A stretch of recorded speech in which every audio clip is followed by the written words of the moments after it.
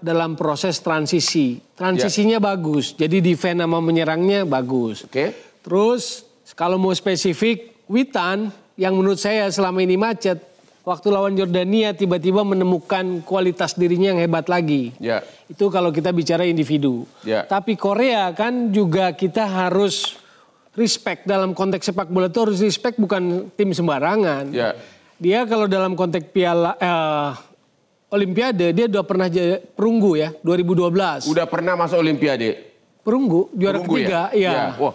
Tapi kan sekarang saya mau kan pemainnya beda semua. Iya, artinya itu tetap harus diperhitungkan. Contoh sekarang dia belum pernah kebobolan. Kalau kita bicara yang sekarang. Sekarang belum pernah kebobolan? Belum, dia lawan Uni Emirat Arab menang 1-0. Jumat pagi akan kebobolan. Lawan Cina 2-0, lawan Jepang 1-0. Artinya ini bukan lawan yang mudah. Dalam konteks sepak bola itu nggak bisa sekedar omon-omon gitu loh. Tapi satu lagi. Di sidang MK pun nggak boleh omon-omon. Buktinya kalah yang omon-omon. Jadi satu lagi Bang. Tadi kan Bang Arya cerita Nathan Chuaon dipinjam 1 minggu balik lagi ke klub bisa di ini lagi. Satu hal itu upaya yang patut diapresiasi. Upaya serius dari ketua umum lah. PSSI ketua umum lah spesifiknya. Pak Erik. Tapi kalau kita mau bicara tentang sepak bola, itu kan maksudnya dalam sisi lain secara analisis, bagaimana PSSI, bagaimana Pak Erick Thohir itu memanjakan Sinteyong. Dimanjakan? Ya dalam tanda kutip saya menggunakan istilah sangat dimanjakan. Uang atau apa nih? Ya perlakuan, fasilitas, support, dukungan. Kalau memang dia hebat kenapa enggak? Bukan soal hebat, yang justru harus menunjukkan hebat tuh pelatihnya dulu. Tapi kalau kita bandingkan dengan pelatih-pelatih tim nasional sebelumnya, itu belum pernah ada yang dapat fasilitas sehebat Sinteyong. Naturalisasi misalnya, kan nggak ada yang sebanyak ini. Menurut Anda memang pelatihnya hebat, Sinteyong ini hebat atau tidak? Lah makanya harusnya diuji gitu. Kan udah diuji, udah berapa tahun di sini? Contohnya begini, kan saya bilang tadi, memanggil kembali Nathan Chuaon apresiasi lah itu upaya. Tapi harusnya kita challenge ketika tanpa Nathan Chuaon apa yang akan dilakukan oleh Sinteyong? Ya jangan ambil resiko dong, udah keburu kalah. Lu kan bilang itu lo enggak, ini menjawab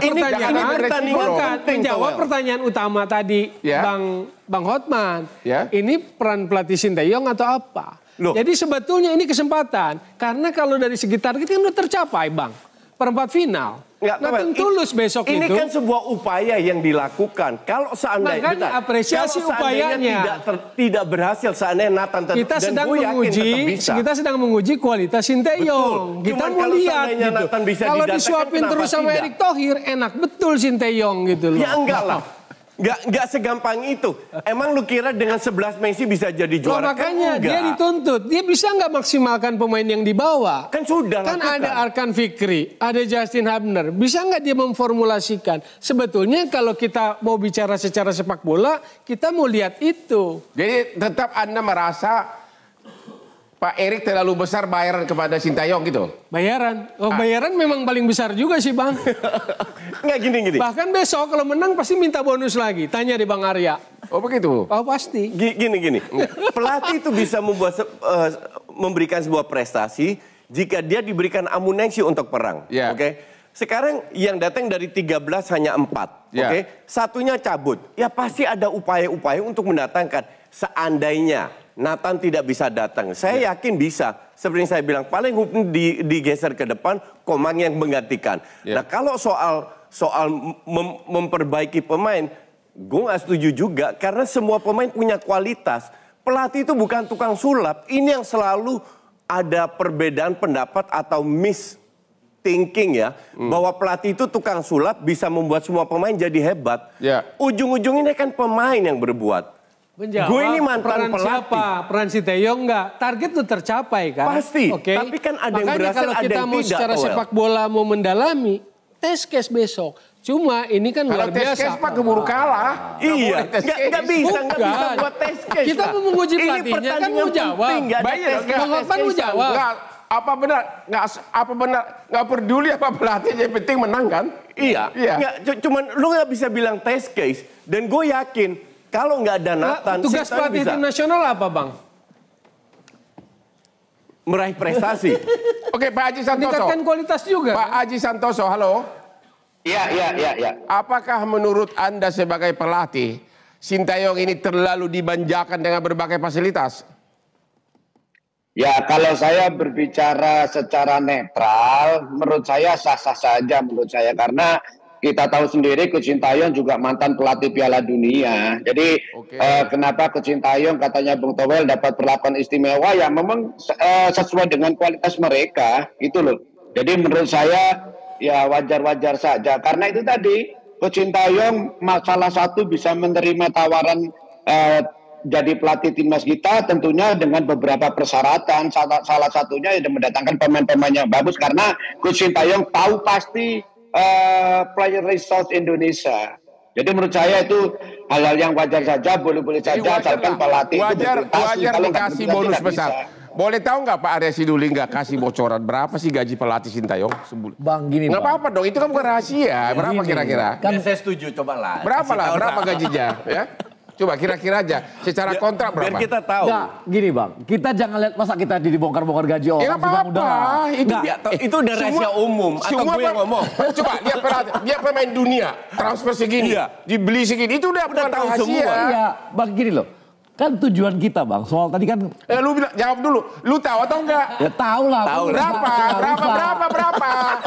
Berapa? Udah Bang, yang pasti... Ya yang pasti jangan sampai ngalahin honor pengacara gua. Ya. Gini Bang. Bentar, 1M sebulan? Ya pokoknya... Kira-kira Coba lah kan? sebut kira-kira aja, kira-kira. Gini Bang, aku mau ngomong sama Toel tadi. Aku tadi ngomong Toel tadi.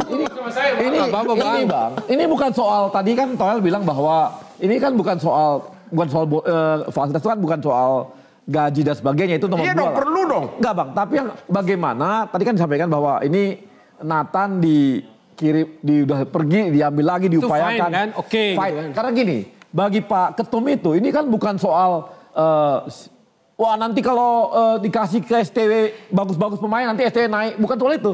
Ini soal merah putih. Iya, betul. Nah ini soal merah putih, namanya Ketum, pokoknya gimana supaya STW bisa maksimal. Masuk kamu Pak Towel agak cemburu sama Sintayong ya? Bukan cemburu Bang, karena saya ngikuti perjalanan tim nasional. Ya. Luis Mia pun bagus. Jadi gini, kalau dikasih fasilitas seperti yang sekarang, naturalisasi seperti sekarang, fasilitas TC yang luar biasa, mau ke Turki, ke Dubai, segala macam, jangan-jangan pelatih manapun bisa berprestasi baik juga Bang. Segampang itu. Itu jawaban terbuka Bang. Betul. Itu kemungkinan terbuka. Kita tahu bahwa contoh Real Madrid. Lo nggak bisa. Dari timnas. Nggak bisa Anda menutup peluang itu kan kepada pelatih lain, nggak bisa. Lu kan tahu bahwa pelatih itu cocok-cocok. Dan Oke, kebetulan kita istirahat dulu, sekarang. Tapi sampai satu pun nggak ada yang ngasih bocoran berapa gaji Sintayong, nggak ada yang berani. 1M Bang, sebulan. 1M masih kalah sama Hotman Paris. Oke, kita istirahat dulu.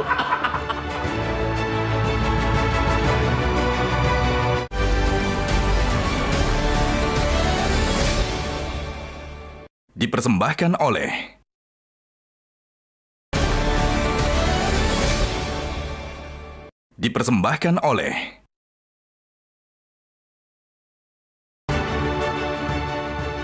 Kita lagi di Hot Room.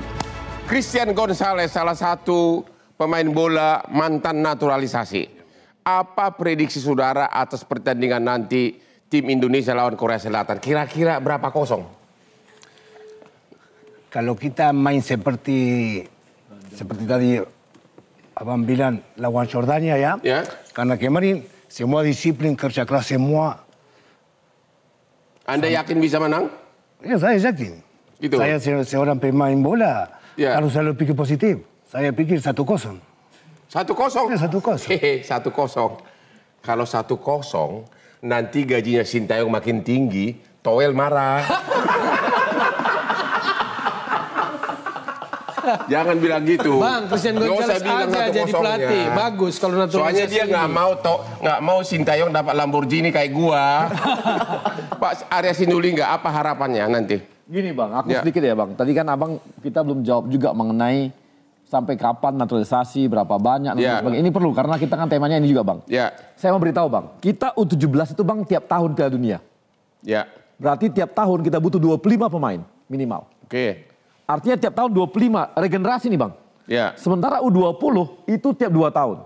Artinya tiap 2 tahun kita harus punya stok lagi nih. Jadi kita sekarang nih kalau untuk mencapai sampai dari U17 sampai senior, kita mungkin butuh sekitar 120 pemain timnas. Wow. Bayangkan 120 pemain timnas. Berapa orang naturalisasi itu? Bukan, dari mana kita cari? Artinya, dari mana kita cari? Makanya kita cari nih, di Indonesia mana, di Papua di mana, di Aceh di mana, dan sebagainya. Sampai ke ujung dunia pun kita akan cari. Walaupun penduduk Indonesia 300 juta. Iya, karena pemain bola kan bukan seperti yang gampang Bang, karena dia punya harus dari usia 8, 9 dan sebagainya. Nah, jadi kami akan cari dari seluruh Indonesia dan sampai seluruh dunia Bang. Dicari, karena kita butuh 120 pemain timnas dari kelompok usia tadi. Pemain yang bagus, bukan hanya pemain yang terseleksi. Dan terseleksi, jadi ini karena kita harus akan ikut seleksi Piala Dunia mulai dari U17. Jadi kita bukan main-main nih, nggak bisa sepele-sepele. Makanya 120 pemain dilakukan, dicari, maka yang di dunia pun dicari Bang. Pokoknya siapa? Neneknya darah Indonesia ya, ambil. Ada Bang, saudara kita, Marga Damani. Tapi kalau ketemu abang, bapaknya negro, ibunya Damani Bang, orang Simalungun. Usia sekarang dia 16. Ya kita ambil dari Swiss. Setengah darah Bang, mamanya masih asli orang kampung kita. Masa nggak aku ambil, gila apa? Makanya dimanapun kalau ada darah Indonesia, kalau ada di Venus Bang, kita cari. Jangan kuat-kuat, Toel marah. Karena kita butuh pemain banyak. Iya benar. Oke, Justinus. Bang, aku ngingetin, Bang Arya PSSI, satu hal naturalisasi betul nyari di mana, tapi membangun sepak bola kan nggak pernah lupa. Di dunia manapun bangun dari bawah, gitu kan. Bang Arya baru separuh ceritanya kan naturalisasi. Dilupakan juga. Emang Arya bilang kalau pembinaan dilupakan kan enggak. Lah, artinya makanya, justru saya cuma naturalisasi itu adalah gitu mengakselerasi kan? Iya. Mendorong. Gak hanya akselerasi Bang. Tapi saya juga tidak setuju kalau dibilang iya jangka pendek, nggak bisa jangka panjang. Kalau 20 tahun lagi ada seorang Messi yang berdarah Indonesia, masa kita nggak ambil? Yang penting kan adalah naturalisasi yang kita ambil punya kontribusi lebih bagus dari lokal. Dan terbukti sekarang bahwa kualitas atau permainan pemain Liga 1 itu terangkat. Mereka bisa adaptasi. Sekarang kira-kira prediksi aja. Menurut Anda kira-kira lagi prediksi Bang. Prediksi Indonesia lawan Korea Selatan nanti Jumat nanti berapa kosong? 2-1 juga. 2-1 untuk kita dulu. Oke. Yang kedua, Anda kan pengamat sepak bola. Berapa sih gaji Sintayong? Dia nggak mau jawab. Berapa sih? Yang saya dengar itu sekitar 1 M dan itu kecil ya. 1 M sebulan. Itu kecil Bang. Itu untuk level seperti Coach Aji tadi bilang, untuk level yang pernah ngelatih Piala Dunia itu kecil. Iya. Jadi kalau dibilang gaji-gaji, masih kalah sama gua. Ya percaya kalau itu mah. Satu perkara bisa 5 perkara bisa 5 M sebulan. Ya masih kalah sama gua. Belum lagi yang itu Bang ya joget-joget. Belum lagi. Ya. Berapa itu? Jadi Anda masih ada harapan Indonesia menang ya? Gak ada harapan. Saya yakin Indonesia menang. Oke, Pak pelatih sepak bola Pak Aji. Harapan Anda Pak Aji? Ya tentunya kalau harapannya ya tentunya Indonesia bisa menang lawan Korea. Tetapi kita harus ingat bahwa tim Korea juga tim bagus. Tim-tim yang lolos dari grup stage ini tentunya memiliki kualitas. Bahkan saya jujur katakan Jordania pun masih di bawah Korea Selatan. Jadi menurut saya bukan tidak mungkin kita bisa menang. Tapi perlu perjuangan yang sangat ekstra untuk bisa mengalahkan Korea. Dan jangan lupa bahwa Korea itu sudah terbiasa dengan sepak bola dengan level yang tinggi, Bung Hotman. Jadi menurut terima kasih Pak Haji. Kepingin menang seperti itu. Bapak berharap tapi Korea itu pemain yang bagus. Pak Toel, coba tumpahkan semua unek-unekmu sekarang. Dia bilang gajinya Sintayong 1 miliar sebulan. Anda pasti marah. Kagak, kurang itu Bang. Kurang. Gimana sih di satu pihak dia bilang kurang? Lah kan nggak boleh ngomong, kan mendingan PSSI yang ngomong dong. Jadi menurut Anda lebih dari situ gajinya? Ya. Lebih dari situ? Ya. Hah? Ya lebih dari banyak situ. Kan? Lebih banyak? Enggak. Berapa M kira-kira sebulan? Enggak sampai 2-3 M. Nah? Enggak, urusan duit gak menarik Bang. Oh jadi menarik dong. Jadi yang intinya Bang, bukan soal naturalisasi atau apanya, tapi eksesnya yang gak bagus. Apa yang gak bagus? Eksesnya. Jadi publik bola kita terbelah antara pro naturalisasi, anti naturalisasi, pro STY, lokal pret. Oh, begitu. Jadi seperti Coach Aji ini kadang dianggap rendah oleh publik, oleh netizen. Dianggap nggak ada. Liga 1 fisiknya lemah dan sebagainya. Kenyataannya semua terbantahkan di Piala Asia usia 23 ini. Jadi naturalisasi menimbulkan pro dan kontra. Namun demikian kita akhiri dulu ini. Biar bagaimanapun naturalisasi dan pelatih Sintayong telah mengangkat citra sepak bola Indonesia pertama kali di mata dunia. Dan kepada para pemirsa, mari kita nonton nanti Jumat pagi ya. Ya sama-sama kita nonton. Dan kalau bisa malam ini juga kalau bisa Pak Presiden Jokowi nelpon semua anggota timnas Indonesia, kasih bonus 1 orang 5 miliar 1 orang. Saya yakin akan menang. Demikianlah kesimpulan kita malam ini. Jangan lupa menonton Hot Room setiap hari Rabu jam 9 malam di Metro TV. Hanya yang hot-hot karena hostnya begitu hot. Yuk silakan Pak, sini Pak.